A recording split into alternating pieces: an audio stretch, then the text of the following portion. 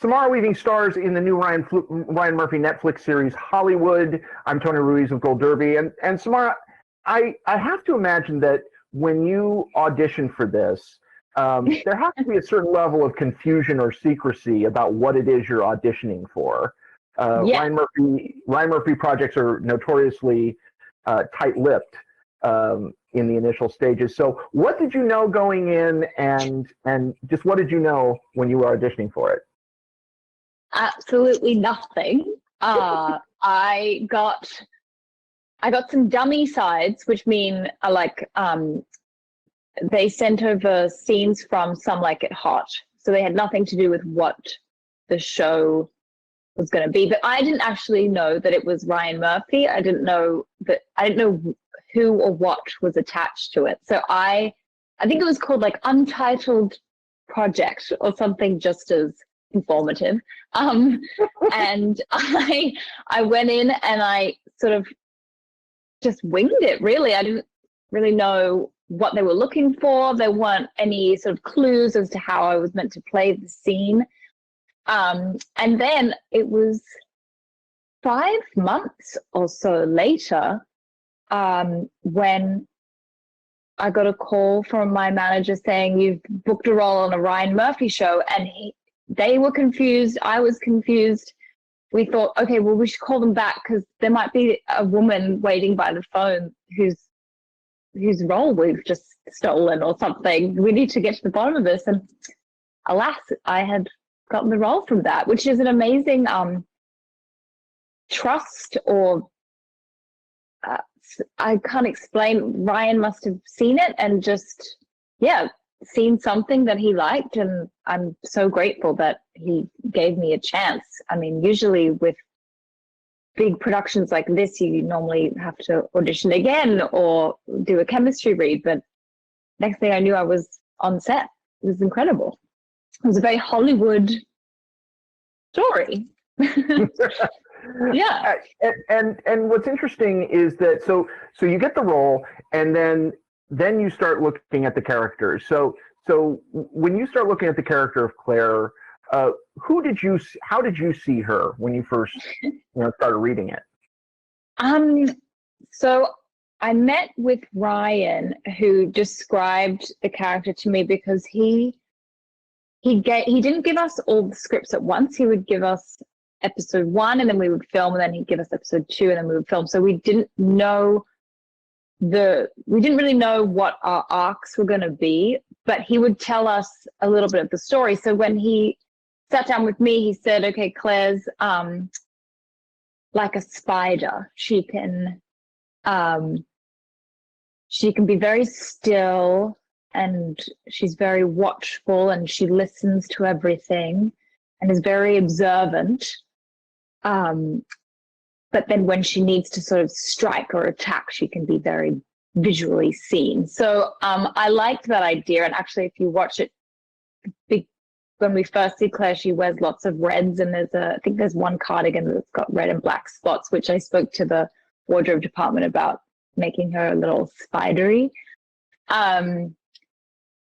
But really, she has this sort of heart of gold and vulnerability that I think comes from her somewhat tumultuous relationship with her parents, which was very fun to play, but we had to be really awful to one another. And through her relationships with Camille and her mother and Jack, Claire sort of lets her guard down and becomes, or it's revealed that she's not as sort of devious as she's makes herself out to be. Well, and I think what's one of the things that's so interesting about Claire is that she's really in this position of being the daughter of, a studio head, and has these kind of grand visions for herself, but those visions change over time. Did you model her off of anybody in particularly? I didn't really. I did a lot of research. My dad actually has a PhD in film noir, which helps a lot. But I watched a lot of documentaries about the female actors from that time, and just how hard it was for them to be heard, and they were really controlled by these studios. So for Claire, because her dad is the studio head, I thought it was interesting that she changed her name from Amberg to Wood. And so I think she's really on a journey of trying to prove herself to her parents, who from day one didn't want her to be in the industry, and they just want her to get married and settle down. So they're not a fan of her being ambitious. So I think it's a really sad side of it that I think why she's so ambitious to be an actress is to physically be in front of her parents on a screen so she can be noticed, and perhaps that's her way of trying to be loved by them. And then she realizes that her priorities have been skewed and quite selfish, and her relationships with her parents do get better. And Camille and Jack, help her understand that. But I didn't model her off anyone. But, there was Katharine Hepburn, who got in trouble for wearing pants and no makeup and was called box office poison, and Hedy Lamarr inventing frequency hopping and not getting any credit for it. Like, there were all these stories of women who just had heartbreaking lives, and it looks so glamorous when you watch them on screen. There's actually this really murky underbelly to their stories. Well, we have to talk about those parents of yours, because your parents are played by Patti LuPone and Rob Reiner, theater and television royalty. So were you intimidated going into that? And how were those relationships? How did those relationships build over the course of filming? I was talking to Patti the other day, and we were talking about how we met, because she was in the makeup trailer, and it was my first day, and I was like, okay, just trying to get some confidence to go over to her and introduce myself. And she looked like so much fun. She was singing and she was swearing and she was having a great time, and she makes every room she walks into just lights up when she enters. She really is such an amazing woman. And so I walked over there quite tentatively and I said, hello, I'm Sam, I'm playing your daughter. And she said, oh my goodness. And she gave me a big hug, and she's just so warm and welcoming and such a generous actor. And Rob was fantastic. He was just as authentic as she was, and just as warm and welcoming. So, which really, I think, helped. I was really relieved, because sometimes those meetings that you don't meet your hero kind of stories, and you build them up in your head, and then they might not be very nice. But every single person on this cast is an absolute dream to work with, and having those really lovely relationships with Patti and Rob definitely made it easier to be so horrible to them in the scenes. It was insane. Like, who doesn't want those two as your parents? Bonkers. So, Samara, when you're on the set with not just Patti and Rob, but with like Holland Taylor and Dylan McDermott and Joe Mantello, what kind of lessons did you pick up from working with them? That's such a hard question, because I think I learned a lot. Probably the biggest takeaway I had was that everyone was so grounded. Every single person on that set was so grounded, and that I guess no matter how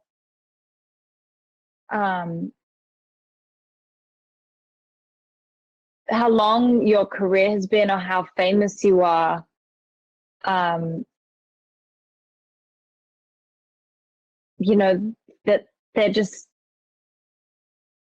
they're people, and they were really beautiful people.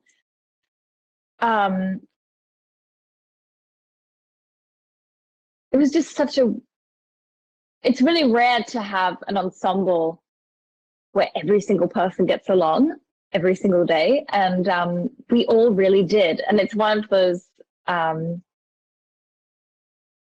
I normally don't like doing press, but I was really bummed that we couldn't all be together again because I just wanted to see everybody. I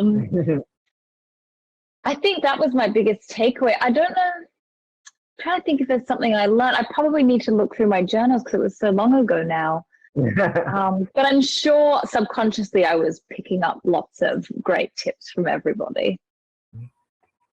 Well, and the thing is that you've been acting for a long time, and you had, I think, one of the great kind of unexpected hits of the season last year with Ready or Not, which is a film I just adore. So when you're picking projects, when you're looking at projects, what is the thing that draws you in? I really like when I read a role that I'm nervous about doing. If I'm afraid to do it, I know that I probably should say yes. And it usually works out really well. And when I don't know what this character is going to be like, or that's where the fun happens. That's where I get to go and work with my drama coach or work with the directors and really figure out who this person is. That's the really delicious part of the job that I like. But yeah, it definitely starts with reading something, going, oh dear, how am I going to do this? Okay, we got to do it. Well, Claire ends up, without giving anything away, she's a very different person, I think, in the end of the series than when we first see her. So if there had been, say, maybe 3 more episodes of Hollywood, what do you think Claire's trajectory would have been, without necessarily giving anything away? Well, I think Claire, she doesn't get what she wants, but I think she gets what she needs. I think her trajectory would probably be these group of young actors and writers and directors. I think she would definitely be in that world and trying to promote them and what they're doing in Hollywood. Yeah, I think because her view of the world changes, and I think if there were more episodes, I think it would continue to change. I think she would become more of an activist. I've asked this question to everybody from the cast that I've interviewed, and I'm going to ask you too. There's been talk of Hollywood becoming kind of like an anthology, and whether that's true or not, is there a person in the film industry or a time period that you would love to see tackled, or that you yourself would love to tackle? Is there a real life performer who you would like to take on? That's so interesting. I think before doing this, I really, I've always wanted to play Marilyn, but that's not that different from the 1940s. The 70s would be really cool. That kind of free love hippie movement, that would be really fun to do. Or maybe like what was it? The Studio 64? Is that what it was? The famous studio? Oh yeah, Studio 54. Studio 54, yeah, but there was just drugs and alcohol and they somehow got work done. That kind of sounds fun too. Just like, what are you doing? Like, just on acid, like painting and like making up weird scripts. That kind of sounds like a fun thing to do too. Yeah, I don't know. Well, Samara Weaving, congratulations. It's just such an enjoyable show to watch and so addicting. Everybody go to goldderby.com, make your predictions for the Emmys, and stay tuned for more interviews throughout the season. Samara, congratulations. Thank you so much. Thank you. Have a good one.